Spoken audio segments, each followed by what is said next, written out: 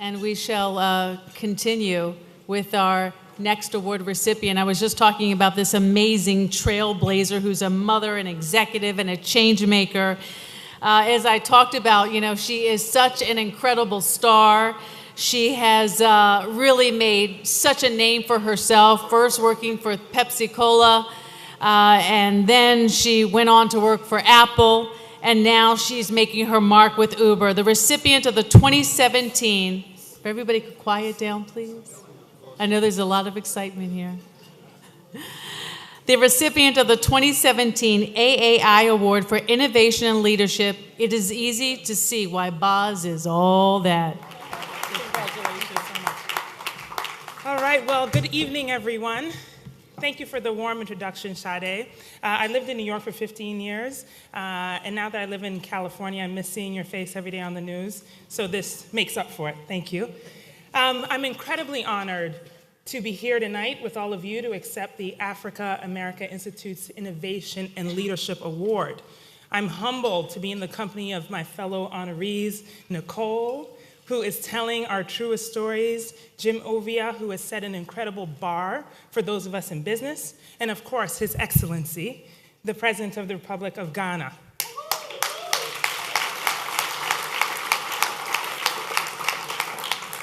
I could have never imagined for myself, back when I was a young girl in the days when I attended Ridge Church School in Accra, dreaming big dreams that I would ever be one day honored in your company. I'm in awe of the goodness of God. My deepest thanks to the Board of Trustees, my fellow Wesleyan University alums, Kofi Apenteng, the President and CEO of AAI, Steve Pfeiffer, the board chair, and I hear Nicole's dad is also a Wesleyan alum. My goodness. Well, Wesleyan alums are in the room tonight, so thank you so much. I'd also like to honor my dad, who is also a Wesleyan alum, and so the Cardinals are really in full effect.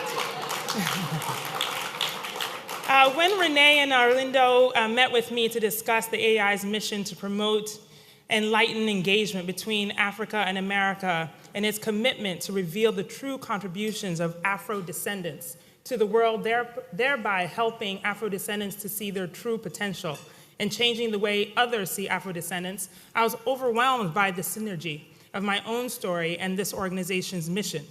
My story begins with my parents, who are here tonight. My father, who came to America in the early 70s to pursue graduate education, and as I mentioned, went to Wesleyan University, graduating with PhDs in ethnomusicology and anthropology.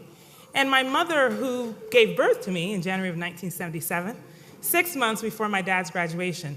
Shortly thereafter, we moved back to Ghana, where my parents re-engaged in the community, which eventually led to my dad's appointment as a member of parliament in the Hila Liman government.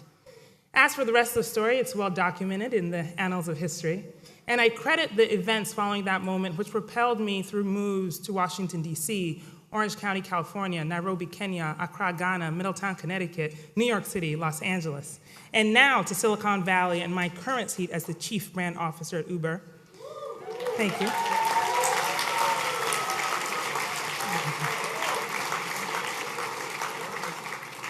But even though I was born in the US and say that my formative years were sharpened here, I claim that Ghana jollof is the sweetest.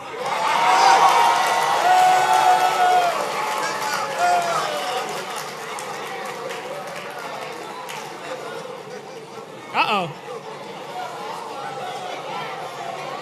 That sounds like war.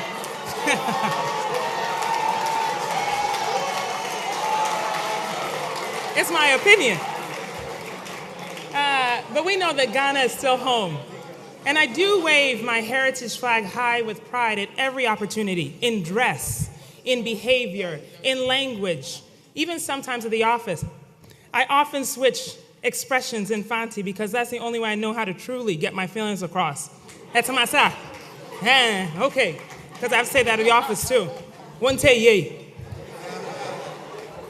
Truly, I don't believe that I would be up here tonight or leading the charge for the changing cultural language and corporate culture and innovation in tech industries if not for the values my parents instilled in me as a young Ghanaian woman growing up in America. So tonight, I thank you for recognizing me, but more importantly, recognizing my parents' efforts in speaking my mother tongue at home And as I told the New York Times, even serving light soup with plenty of pepper to my classmates in Colorado Springs, Colorado. Their cheeks would get very red, but my mother didn't care. It is my hope that my visibility at the heights of the tech giants will inspire other young Afro-descendants in their pursuits in America, corporate or otherwise, especially for my young daughter, Layel. And we know that it is the light that shines in the dark that leads the way. And so I plan to continue shining brightly, because as Sade said, I'm a star.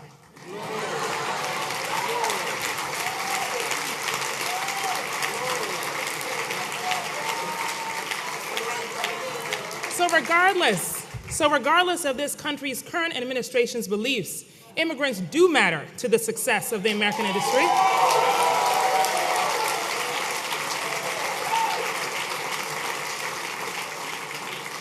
So I will proclaim loudly, in case anyone is listening, we are here, and we contribute greatly at every level, and we will continue to succeed here.